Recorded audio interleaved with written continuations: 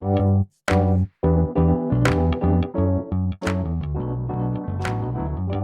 by Riverside.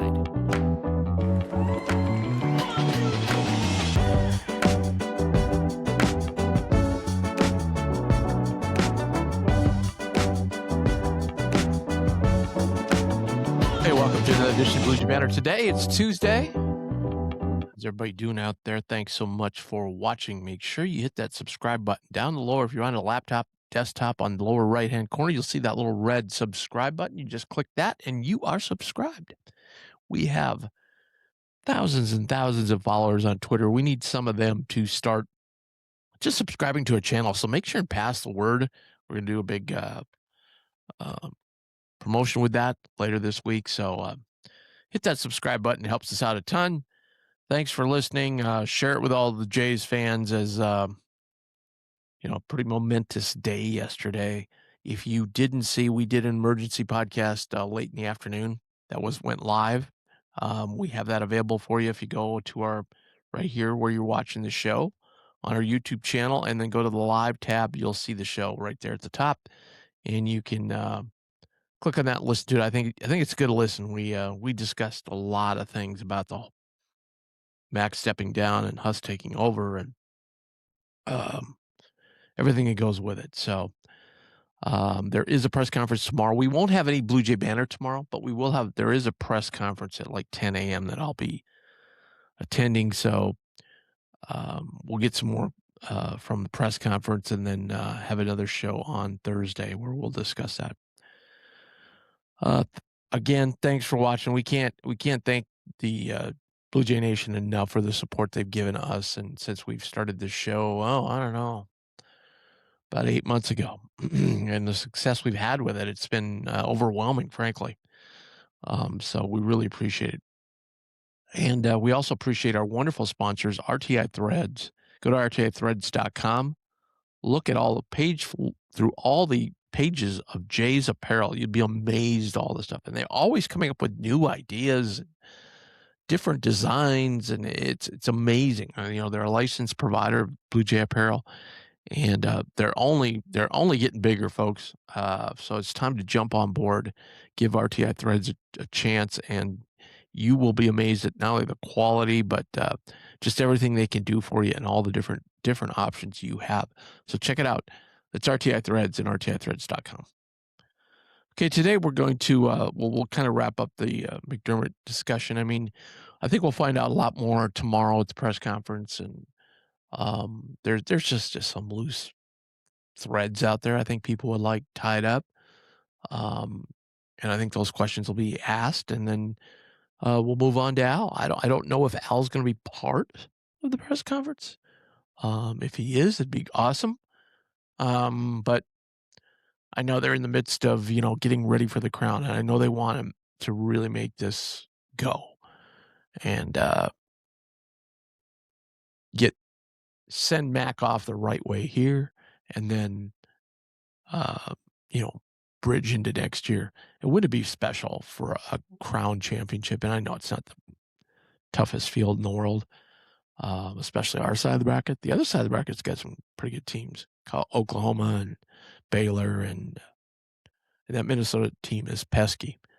So I think it'd be great to send Mac out the right way with a victory. But again, we'll get more answers there, and then maybe get into some roster construction. And Blue Jay Banner will be on site in Vegas for the tournament, so there again, we're probably going to get a little more access and maybe a little more feel to how next year's going to go and how it's going to look. But today we want to talk about baseball.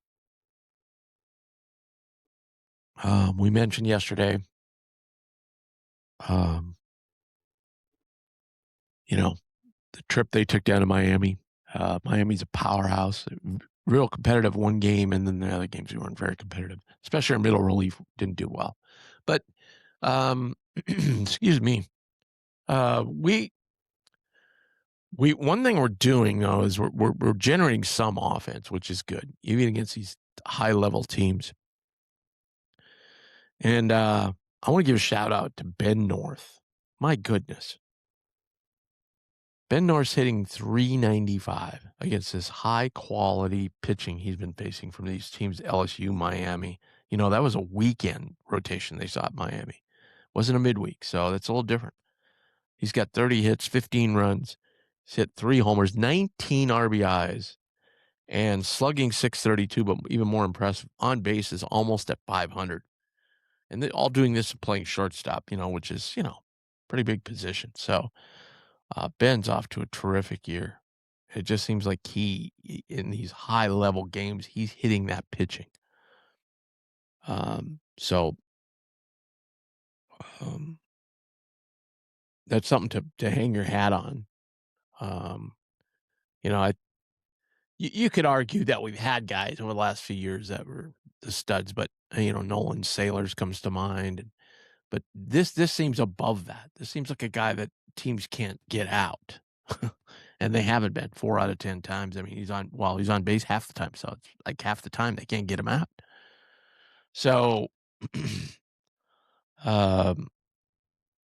that's really cool. And I think a little bit of a surprise too, obviously, is Nate McHugh, because he's second in the team in average of .341, and he's hitting the ball very well, and he's showing some power too, with 5 home runs. In fact, that leads the team. So Nate is a guy also that's really setting the plate for North when he comes up. And then Waxman is I think a little bit of a surprise. He's only hitting .246, but he's got 16 RBIs, which is pretty impressive. And slugging at .449, his on base is down a little bit. Another guy's he's only on base percentages is not crazy high. It's .371, but it's higher than some of the guys that are ahead of him in the average. And that's Rocco Gump. He's another guy that just seems to get on base a fair amount of the time. So, Rocco's only hitting .238. He's got 6 doubles, only 5 RBIs, but he's a guy that's pretty steady over there at third base too. So, got some nice pieces on the offensive end. Lou Rice has looked good at the plate at times. Played some good outfield. So, yeah, I think they're setting themselves up well for Big East play, which starts here soon. Now, this week very busy. Tonight, they take on UNO. Tomorrow night, they take on South Dakota State. All these games are at Schwab Field, and then on the weekend they play Sacramento State. So 5 games this week, all at home. Weather as it is this time of year, up and down. But man, later on today, it's going to be pretty nice. So that'd be nice and evening out there. A little cool at night, but Wednesday's going to be beautiful. So Wednesday's definitely a night to get out to the ballpark. But Jay's 9-11 right now. So, below 500, but that's okay. Like other years, we were sitting at 15-5 at this point, and we haven't played anybody. And then boom, we hit the Big East and we struggle a little bit. We're not gonna be jolted by that talent this year. Plus, we still got Nebraska on schedule, who actually I think in the last baseball poll is ranked in the top 25. So again, just shows there's the NIL money, right? Yeah, I just totally applaud the fact that they're going out and playing people. I really do, and I think that's awesome. What else is awesome is Vino Moss. Go to Vino Moss and VinoMoss.com. Talked about Wine Club. 2 great locations, by the way, Legacy and Eagle Run. But check out, just go in there and say, I want to sign up for the Wine Club. And you will not be disappointed. Trust me. You get wines from all over the world once a month. You can choose a 2 or 3 bottle option. And then, you get free wine tasting, which happens once a week at both locations. And it's just a great spot to sit down and just unwind. And boy, we all need to unwind this time right now, huh? With everything going on in the world, we need to unwind. So unwind with some wine at Vino Moss. 2 great locations, and check them out. All right, yeah. So then I wanted to just kind of fill you in on some of the RPI. That, of course, is such a big factor in getting into the NCAA tournament for the at-larges. Nebraska sits at 32, so there you go. We take care of business against them, we're going to skyrocket up in the RPI. UC San Diego team we played is at 50th.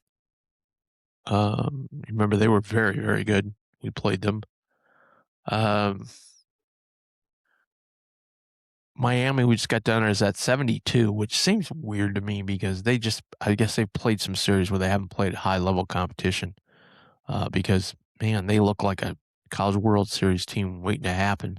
Tarleton State, we played earlier, is 78th. Minnesota Golden Gophers are 86th. We should get a series back with Minnesota. UConn sits at 90th, Big East team, and we're right at 94th. So we're just a couple spots behind UConn. So that's never a bad spot to be. I scrolled by. Oh, and the other one I forgot was Gonzaga. So we played in that grouping. Miami 72, Gonzaga 73, Tarleton State 78. We've played all those teams. So that's good. Those are top 100 games that go on our resume, which is always a big, big, big thing. Let's scroll down here. We talked about Nebraska already. I don't see Xavier. They were way up here. They must have fallen off a little bit. So looks like UConn and Creighton are the two teams. There's so many teams on here. I probably scrolled by one and didn't see it, but UConn and Creighton seem to be the two that are at the top of the list right now for baseball as far as RPI. So no real surprise there. I think they were 1 and 2 in preseason. So yes, that's it. So the Big East schedule starts soon. So be exciting to get into conference play. As I said, no show tomorrow, and then we're gonna do we'll have a whole full report of the press conference on Thursday, as well as talk with Mike Rochon a little bit about it, and then we will take a look at the NCAA tournament games. Obviously, Nebraska, Iowa, which is just who had that on their bingo card. I mean, what a crazy matchup, and it just seems like around here, and obviously this is all new to Nebraska and the first time they've ever gotten this far. You know, everything is times 100 when it comes to Nebraska, but it almost seems like this is churning up the rivalry more than it is for football. I mean, sometimes that last football game, people don't always care. And this seems like this is churning up the rivalry even more. Like, Nebraska fans were just like, we were all set to go, okay, we made Sweet 16. Hey, we lose 4, let's just be competitive, da-da-da. Now they're like, oh my God, we can't lose to Iowa. So, you know, Creighton's been in that position before too. In some of these NCAA tournaments, like, oh my God, we can't lose to this team, and then we lose to them. Kansas State comes to mind. So, anyway, we'll kind of preview all the action Thursday night, which is a great card of games. I mean, that second game too. I know here locally it's Iowa and Nebraska, and I don't think that draws very much national attention. But that second game, Illinois and Houston's drawn tons of national attention. And of course, then you've got the other big game is St. John's and Duke. Everybody's talking about that one. And UConn, Michigan State. So that left side of the bracket, those two regions are really stocked. It just appears to me Arizona's going to roll through their side, and depending on injury reports, it's going to come down probably Michigan and Iowa State on the other side. So, all right. I told you I'd have a report with the brackets, but we'll do that Thursday when we get into the NCAA again a little bit. All right. Thanks for listening. Really appreciate it. Thanks to our sponsors. Make sure you hit that subscribe button and pass it on to your friends. We'll see you on Thursday.